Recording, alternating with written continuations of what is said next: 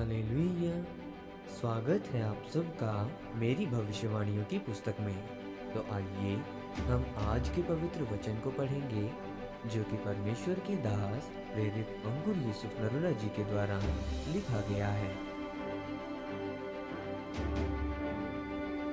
परमेश्वर के वारिस।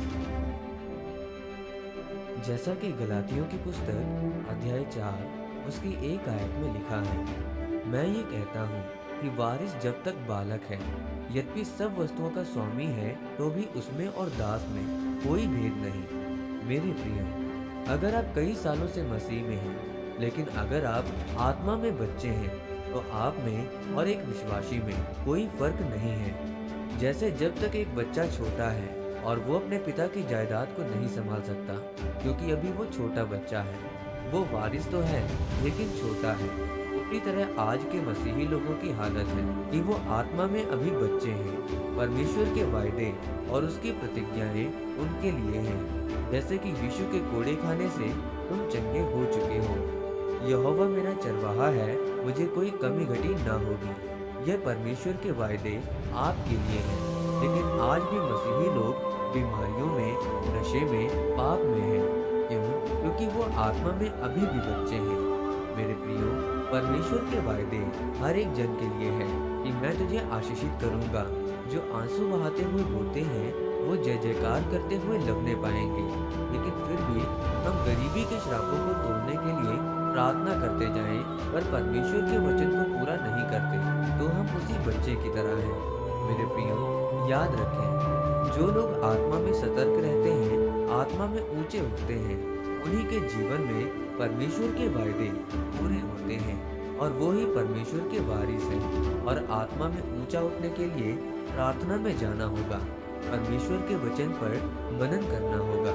क्योंकि अगर आपको परमेश्वर का वचन पता होगा, तब ही आप अपनी दलील को, अपनी प्रार्थना को रख सकेंगे। लेकिन अगर आपको वचन का पता नहीं होगा, तब आप रोते रहेंगे और अपनी भावनाओं के साथ प्रार्थना करते रहेंगे और आपको कोई उत्तर नहीं मिलेगा। क्योंकि जब तक हन्ना भी अपनी भावनाओं से रो रो कर प्रार्थना करती रही, तब तक परमेश्वर ने उसकी प्रार्थना को नहीं सुना। मेरे प्रियो, पतरस प्रभु यीशु मसीह के चेलों में से एक सामर्थी परमेश्वर का दास था, और जब उसने परमेश्वर के वचन के बीच से प्रार्थना की, तो 120 लोगों पर पवित्र आत्मा उतरा था। क्योंकि पतरस प्रार्थना में और परमेश्वर के वचन पर चलने वाला व्यक्ति था। इसीलिए परमेश्वर का वचन ही आपका संविधान है और आपको उसी संविधान के बीच से अपनी आशीषों के लिए, गवाहियों के लिए लड़ना है। इसीलिए मेरे प्रियो, अपनी कमियों को दूर करके अपने आप को जांचो और पतरस की तरह आत्मा में ऊंचे उठो। पवित्रताई के साथ उसके वचनों पर मनन करते हुए आप जब आत्मा में बढ़ेंगे, तो उसके वायदे और प्रतिज्ञाएं आपके जीवन में पूरी होनी शुरू हो जाएंगी और परमेश्वर आपको आशीषित करेगा। आमीन। आइए इस अंगीकार को आप मेरे साथ एक मन होकर करें।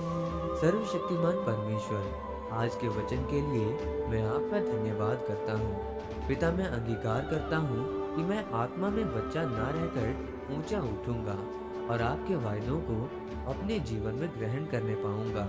प्रभु यीशु मसीह के नाम में आमीन। परमेश्वर आप सबको आज के वचन के ऊपर मनन करने के द्वारा आशीषित करें। आमीन।